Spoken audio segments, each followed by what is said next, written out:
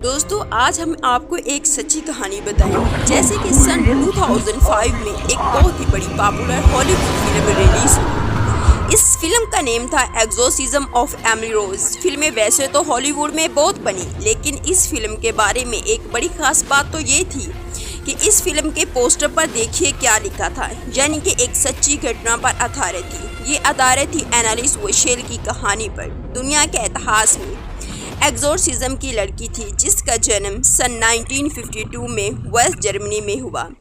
जब यह 16 ईयर की थी, एक दिन स्कूल में यह अचानक से बेहोश हो जाती है। इसके दोस्त बताते हैं कि जब ये बेहोश हुई तो 1-2 मिनट के लिए बड़ी ही अजीब सी ट्रांस लाइक स्टेट में थी। इस शाम को जब वो अपने घर वापस लौटी और अपने कमरे में सोने लगी तो रात में अचानक से इसकी नींद खुलती है और वो कहती है कि ऐसा लगा कि बॉडी के ऊपर एक बहुत ही हैवी सा बना रहा है। बिस्तर पर देखती है तो पता चलता है कि इसने पेशाब कर दिया था, लेकिन फिर अगले कई हफ्तों महीनों तक कुछ ऐसा नहीं होता। अंटिल 1 साल बाद फिर से ऐसा ही इंसिडेंट होता है और इस बार एनालिस के पेरेंट्स को लगता है कि उसको डॉक्टर को दिखा देना चाहिए। अखबार ने रिपोर्ट किया है कि जब इसके पेरेंट्स डॉक्टर के पास गए तो डॉक्टर को ना ही न्यूरोलॉजिस्ट को कुछ भी गलत ना मिला एनालिस में। लेकिन फिर करीब 1 साल बाद और फरवरी 1970 में एनालिस को ट्यूबस क्लासिस हो जाता है, जिसकी वजह से उसे हॉस्पिटल में एडमिट किया जाता है। इस बार जब वो हॉस्पिटल बेड पर लेटी हुई थी तो एनालिस कहती है कि उसे बड़े ही अजीबोगरीब कलर्स दिखाई दिए और आवाज़ें सुनाई देने लगी। डॉक्टर्स ने कहा था कि उसे टेम्पोरल लोब एपिलेप्सी है, जिसकी वजह से उसे सीजर्स हो रहे हैं। अब वैसे तो ये कोई इतनी रेयर बीमारी नहीं है, दुनिया भर में 50 मिलियन से ज़्यादा लोग इससे सफ़र कर रहे हैं, लेकिन एनालिस का केस काफ़ी अनोखा था। कुछ ही दिनों बाद एनालिस को बड़ी ही खतरनाक हैल्यूसिनेशंस होने लगे। उसे ऐसी चीज़ें दिखने लगी जो किसी और को नहीं दिखती थी और ऐसी आवाज़ें सुनने में आई जो किसी और को नहीं सुनती थी। इसके सर में कुछ आवाज़ें जो उसे बार बार कहती थी कि वो शापर, इसके चलते वो भारी डिप्रेशन में चली गई। लेकिन ये तो सिर्फ शुरुआत थी। कैथोलिक क्रिश्चियन लोग अक्सर एक टाइप के प्रेयर करते हैं, वक्त अपने घुटनों पर बैठते हैं। टेलीग्राफ अखबार ने रिपोर्ट किया है कि हेलेनिस एक दिन में 66 बार करने लगी, इस हद तक कि इसके घुटनों के लिगामेंट्स डैमेज हो गए।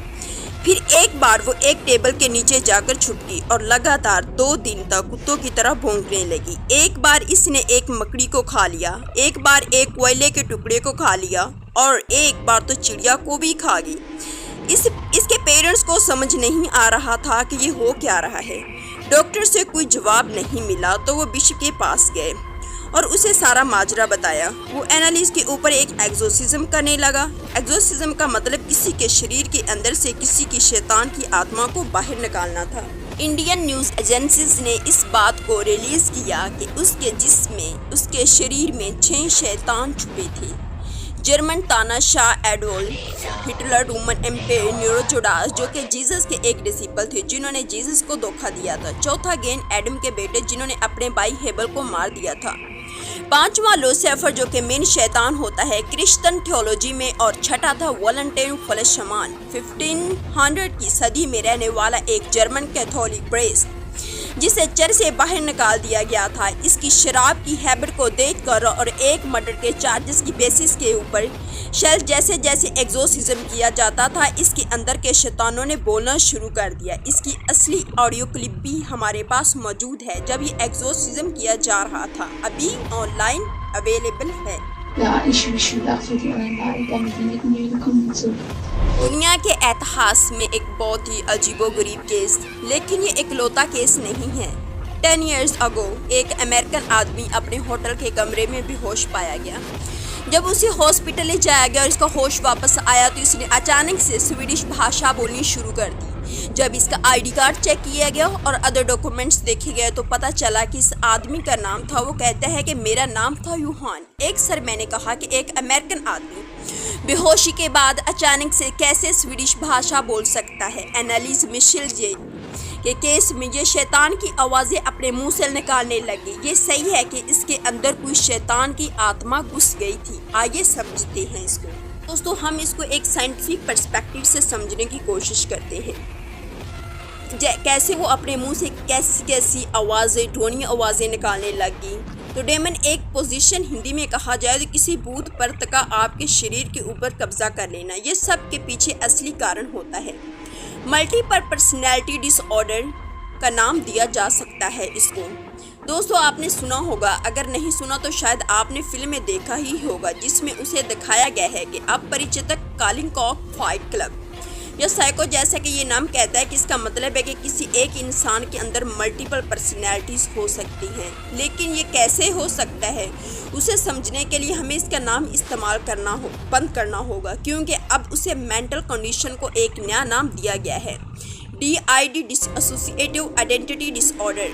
तो आइडेंटिटी का मतलब तो आपको पता होगा, आइडेंटिटी यानी आपकी पहचान, लेकिन डिसएसोसिएशन ऑफ आइडेंटिटी का मतलब हो सकता है। फेमस शायर निदा फाजली ने एक बार लिखा था कि हर आदमी में होते हैं 10-20 आदमी, जिसको भी देखना हो की बात देखना। एक एस्पेक्ट के मुताबिक आइडेंटिटी डिसऑर्डर एसोसिएशन तभी हो सकता है जब किसी इंसान को लगे को दिल का बड़ा अच्छा है लेकिन असलियत में वो सेल्फिश है, या फिर उल्टा भी हो सकता है, कोई इंसान किसी चीज़ में बहुत अच्छा है लेकिन उसे लगता है कि वो इतना अच्छा नहीं है।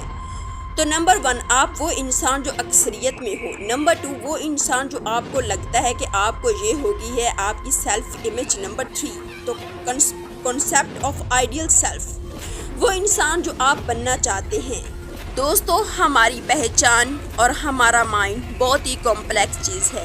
कई बार ये होता है कि हमारी अलग अलग पहचानें अलग अलग पर्सनैलिटीज़ में डिसएसोसिएट कर जाती हैं। इन अलग पर्सनैलिटीज़ को पॉल्टर्स कहा जाता है। एक इंसान के 2 ऑल्टर्स हो सकते हैं, 4 हो सकते हैं, 5 हो सकते हैं, इवन 20 ऑल्टर्स भी हो सकते हैं। एक फेमस केस है किड नोबल का, जिसके 100 से ज़्यादा अलग अलग पर्सनैलिटीज़ हैं। हर एक का अलग नाम है, अलग उम्र है, अलग जेंडर्स आइडेंटिटी, अलग टेम्परामेंट, अलग बॉडी लैंग्वेज, इवन दिमाग के अंदर अलग अलग मेमोरीज। आमतौर पर कुछ हद तक बहुत से नॉर्मल लोगों में भी अलग अलग पर्सनैलिटीज़ देखने को मिलती हैं। जैसे कि ये कुछ लोग होते हैं जब वो समय बताते हैं और अपने दोस्तों के साथ इनका बिहेवियर और बॉडी लैंग्वेज कुछ और होता है, लेकिन वहीं अगर टाइम वो अपने पेरेंट्स के साथ गुजारते हैं तो इनका ढंग, इमोशनल टॉलरेंस हस्बे बदल जाता है। पैट्रिशियन भी एक इसी तरह की पेशेंट थी, लेकिन पैट्रिशियन ने अपनी कंडीशन को एक्सेप्ट करना शुरू किया। लेकिन इसका सोल्यूशन क्या है? इसका सोल्यूशन है डिसएसोसिएशन का ऑपोजिट रीइंटीग्रेशन। अलग अलग ऑल्टर्स के बीच में कम्युनिकेशन बनाने की कोशिश की जाए ताकि सारी आइडेंटिटीज एक साथ मिलकर वापस जुड़ जाएं और एक आइडेंटिटी बन जाए। जिस समय आर्टिकल लिखा गया था, एज ऑफ डेट टाइम इनकी आइडेंटिटी फुली इंटीग्रेट हो चुकी थी, अभी भी नहीं हो रही थी। हर दिन उन्हें 3 से 4 स्विचेस देखने को मिलते थे, लेकिन धीरे धीरे टाइम के साथ साथ उन्होंने समझ लिया था कि ट्रिगर्स है जिनकी वजह से इनकी पर्सनैलिटी स्विच कर रही है। जैसे कि जब भी खाना शुरू किया जाता था, जो डी के पर्सनैलिटी बाहर निकल आती थी। जब वो नहाने जाती थी तो स्पर्ट ऑफ वाटर की पर्सनैलिटी वो अटैक कर लेती थी। इनकी बॉडी पर ये चीज़ें समझकर उन्होंने धीरे धीरे अपने DID सिस्टम को मैनेज करना शुरू किया। लेकिन दूसरी तरफ एनालिस में शिल्ड, जिसकी कहानी में मैंने आपको वीडियो के शुरू में बताई थी, वो इतनी फॉर्चुनेट मेच्योर नहीं थी। ऊपर से 67 एग्जोर्सिज्म किए गए, 10 महीने के टाइम स्पेन में, और इसके बाद इनकी मौत होगी। क्या रीज़न था इनकी मौत के पीछे? क्या लोग कहते हैं कि शैतान और बेड स्प्रिट्स नेगेटिव एनर्जी की फॉर्मेशन करते हैं और इसके सॉल्यूशन के तौर पर अक्सर पॉजिटिव एनर्जी की बात करते हैं। आप इस बीमारी के बारे में अच्छे से समझ गए होंगे। अब समझ गए होंगे कि मेंटल इलनेस के अराउंड हमें एक स्टिग्मा क्रिएट नहीं करना चाहिए। अगर किसी को हार्ट का प्रॉब्लम है तो उसको कार्डियोलॉजिस्ट के पास जाना चाहिए। अगर किसी को मेंटल इशू है तो इसको थेरेपिस्ट के पास जाना चाहिए। ये कोई ईगो की बात नहीं। असल ज़िंदगी में अगर कोई इंसान बहुत ज़्यादा स्ट्रेस, एंजाइटी, डिप्रेशन से सफ़र कर रहा हो सकता है तो इसके पीछे कोई और रूट कास्ट हो सकती है, कोई ना कोई ये बीमारी हो। इसलिए एक अच्छा आइडिया रहता है कि साइकोथेरापिस्ट को कंसल्ट करें। अगर आपको लगता है कि असल ज़िंदगी में कोई भूत, प्रेत, शैतान, चुड़ैल जैसी चीज़ें एग्जिस्ट करती हैं तो आंखें खोल लीजिए। हम 2024 में जी रहे हैं। Power of universe.